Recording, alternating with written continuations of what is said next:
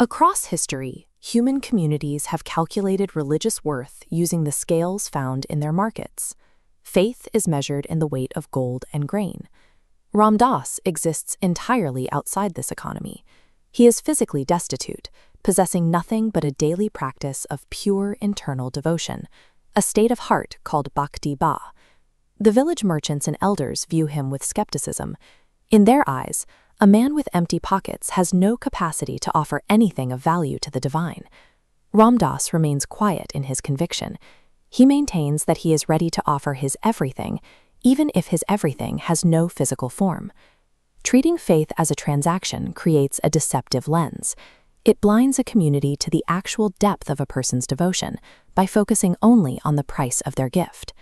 The village's material logic fails when the environment collapses. A severe drought turns the fields to dust, and starvation replaces the comfort of trade. Panic moves through the streets faster than the heat.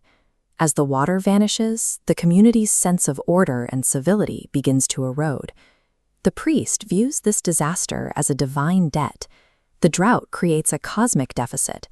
Gold and crops cannot balance the scale. It demands a bali, a human life. Believing only blood settles the account. When fear takes hold, communities often look for someone to sacrifice. They disguise destruction as a holy necessity to avoid facing their own terror.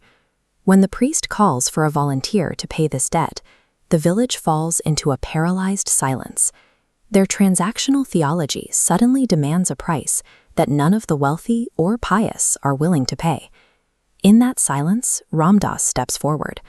The man who owned nothing offers his life to settle the village's perceived debt. The villagers assume he is acting out of madness or despair. In reality, his choice is the result of an absolute, fearless love for the people who had previously looked down on him. Ram Dass sees the survival of the village as the only trade worth making.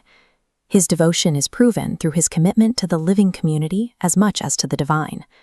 A total surrender of the self appears insane to a society trapped in its own preservation. It is a level of detachment that the ego cannot easily compute.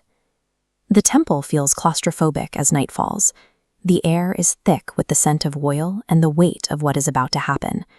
Ram Dass kneels at the altar, his face reflecting the stillness of a man who has surrendered every attachment. He sheds a few quiet tears, reaching a state of final, absolute peace. He prays one last time, reminding the silence that he offers his physical life only because it is the last thing he has left to give. The ritual is met with a sudden, supernatural interruption.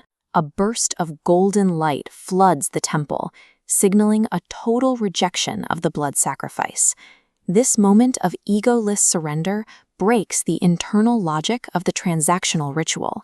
It forces the physical world to yield to a direct divine presence. Out of the light, Balaji manifests before them. He stands between the terrified priest and the serene Ram Dass. This is a total rejection of the old ways.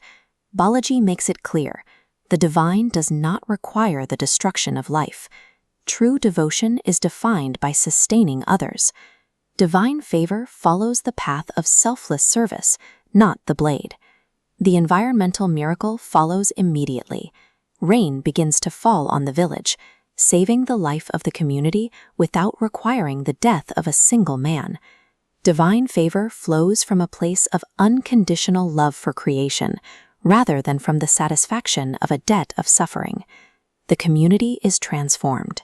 Realizing the depth of their error, they fall at the feet of the man they once considered worthless. Ram Dass is unmoved by their praise. His only goal was the direct experience of his Lord, the Sakshat Darshan, which was his only true reward. The Divya Rahasya, the divine secret, is revealed. Devotion lives in how you choose to treat your fellow humans, far beyond any altar. True devotion requires the truth of the heart, not taking a life. Sachi bhakti mein bali nahi, dil ki sachai chahiye. Jai Shri Balaji.